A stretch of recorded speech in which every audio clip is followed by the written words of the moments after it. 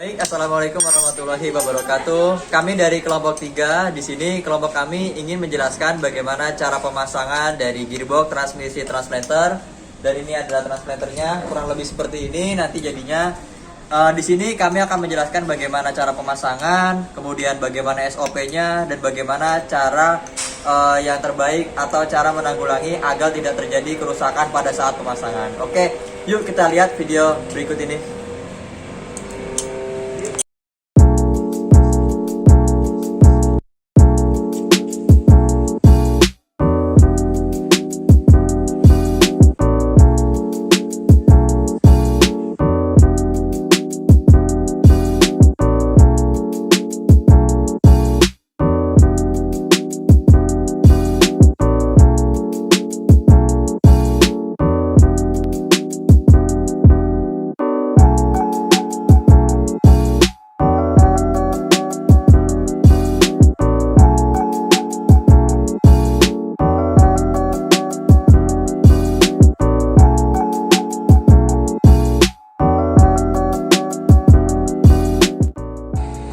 Bismillahirrahmanirrahim.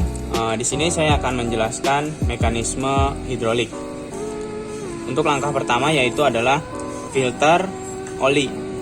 Filter oli ini berfungsi untuk menyaring oli, dan setelah oli tersaring akan diteruskan melalui alur yang ada pada gearbox ini menuju lubang yang ada pada gearbox ini, kemudian diteruskan ke arah lubang yang ada pada pompa hidrolik, dan pompa hidrolik ini akan meneruskan kembali ke arah alur gearbox yang satunya, dan akan diteruskan ke arah alur pada casing gearbox yang ada di sini untuk diteruskan kembali ke arah silinder hidrolik seperti ini. Ya, lebih tepatnya ada di bawah. Dan ini adalah komponen silinder hidrolik. Untuk alur kembalinya oli dari silinder yaitu melalui lubang ini ke arah lubang yang ada pada casing ini, kemudian diturunkan ke arah gearbox untuk melakukan sirkulasi dan melumasi gear-gear yang ada pada gearbox ini. Oke, di sini selanjutnya saya akan menjelaskan dari fungsi-fungsi bagian hidrolik. Pertama di sini ada filter. Nah, filter ini berfungsi untuk menyaring kotoran dari bak oli. Kotoran itu bisa berupa gram-gram besi. Fungsinya itu untuk menyaring agar tidak masuk ke dalam silinder hidroliknya. Nah, di sini ada silinder hidrolik. Fungsinya itu untuk mendorong atau menaik turunkan dari badan transplanter, kemudian pelampung transplanter, hingga menyeimbangkan roda di transplanter ketika berada pada lahan sawah. Kemudian di sini ada pompa hidroliknya. Nah, di sini pompa hidroliknya itu berfungsi untuk mendorong atau menyuplai dari oli hidrolik sendiri agar bisa tersalurkan ke dalam silinder, kemudian bisa balik lagi agar untuk memutar sirkulasi dari oli hidroliknya. Nah, di sini itu ada lubang kecil. Nah, fungsinya itu untuk mengetahui apakah oli di dalam bak oli ini itu tercukupi atau tidak. Nah, bisa dilihat ini keadaan posisinya seperti ini. Jadi ini sejajar dengan filter oli. Bisa dilihat ini dia sampai sini, dia lurus, kemudian ke sini. Bagian ini terendam oleh oli sehingga oli masuk ke dalam sini. Apabila kita buka di balik sini ada sebuah ada bautnya. Kita buka. Jika dibuka dia keluar oli, berarti oli tersebut cukup. Apabila dibuka tidak ada oli, berarti tandanya oli tersebut kurang dan kita perlu mengeceknya seperti itu.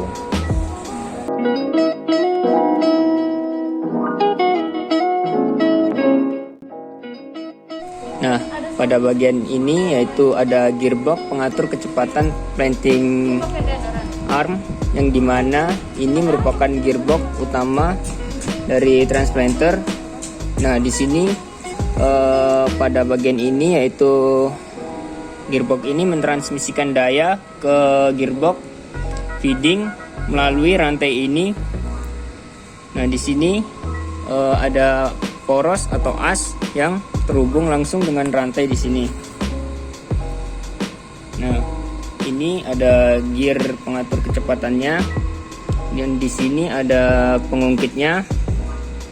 Lalu di sini ada tuas pengatur kecepatannya. Nah, mekanisme kerjanya yaitu apabila tuas ini pada posisi seperti ini, itu penanaman pada planting finger akan lambat.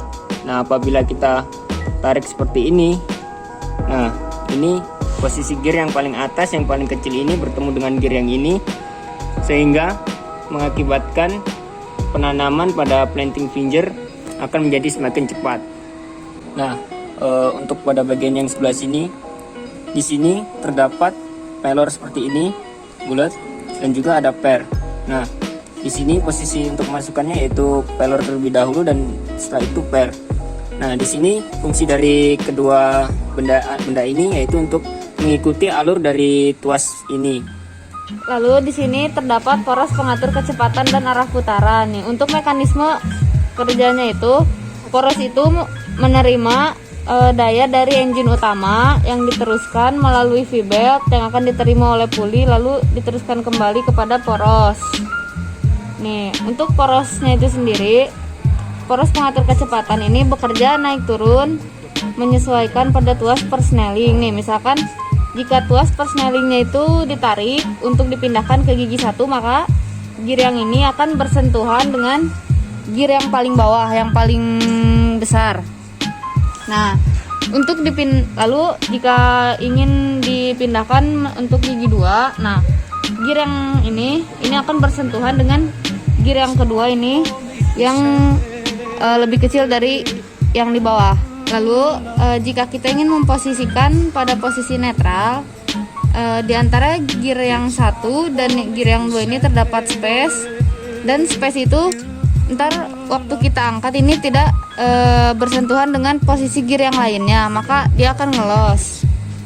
Lalu untuk posisi mundur, nih gear yang ini yang dijepit oleh ini yang bisa untuk pindah gigi 2 ini bisa untuk mundur juga, tetapi tapi beda. Dan pada saat mundur, gear yang ini bersentuhan dengan gear yang ini, yang atas ini, yang ketiga, yang besar.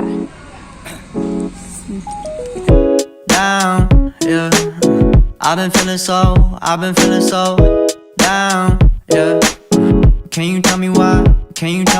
Ini akan berputar. Ini saat simulasi masuk gigi 2. Jika kita tarik untuk memposisikan pada posisi netral, maka akan ngelos.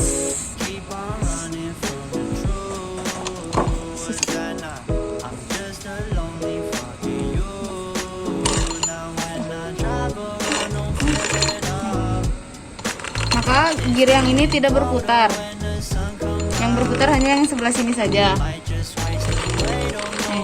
Jika kita akan merubah posisi mundur, maka kita tarik lagi. Nah, seperti ini.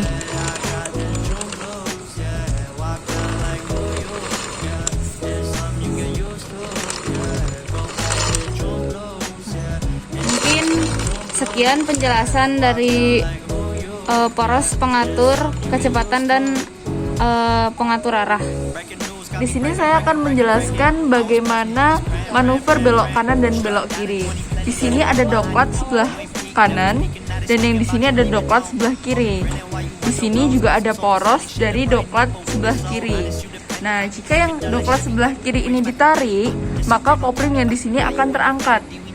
Kemudian di bawah sini terdapat gear seperti ini yang berhubungan dengan gear yang sebelah sini, yang besar sebelah sini, dan dia tidak akan bertemu. Maka jika seperti itu, roda sebelah kanan akan berhenti dan yang sebelah kiri akan tetap berjalan. I might have caught the June blues. Yeah, I wanna drown myself. Sebelum dilakukan pemanasan kembali, gearbox dibersihkan terlebih dahulu menggunakan kompresor. Oh, was that not? I'm just a lonely fucking you. Now when I drive around, don't feel it all. Why it's getting colder when the sun. Di sini terdapat gasket sisa pembongkaran yang berfungsi sebagai perekat antara casing kanan dan kiri yang harus dibersihkan terlebih dahulu. Mereka di sini kita akan memasang casing dari transmisi utama. Di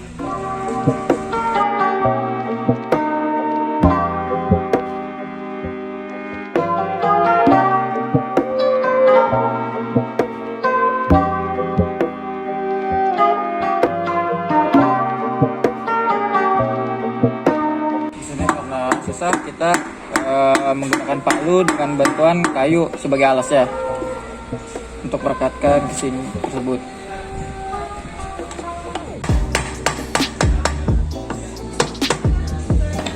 Nah, casing dari transmisi utama ini sudah rapat, kita tinggal mengencangkan dengan baut-baut.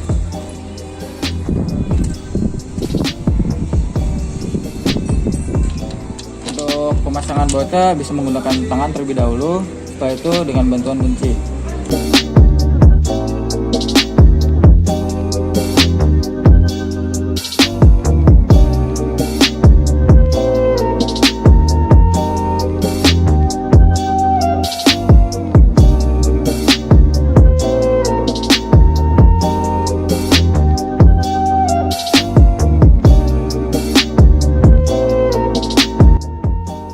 Pemasangan baut ini kita menggunakan kunci 12 dengan kunci inci 1/2.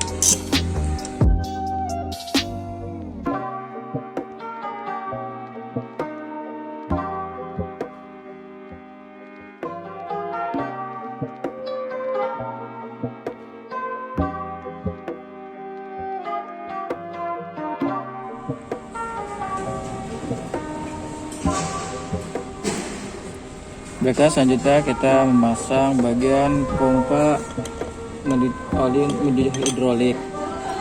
Nah, di sini agar meminimalisir kebocoran pada bautnya dilapisi oleh gasket. Oke, silakan.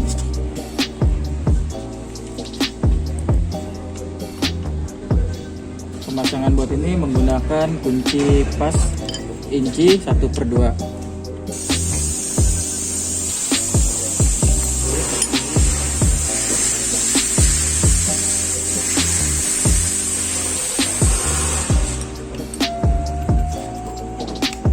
Untuk memastikan adanya kebocoran atau tidak adanya kebocoran pada pompa hidrolik ini, sebaiknya kita memasukkan oli ke dalam sini. Jika ada kebocoran, kemungkinan pada baut ada yang belum dilapisi oleh gasket, seperti itu.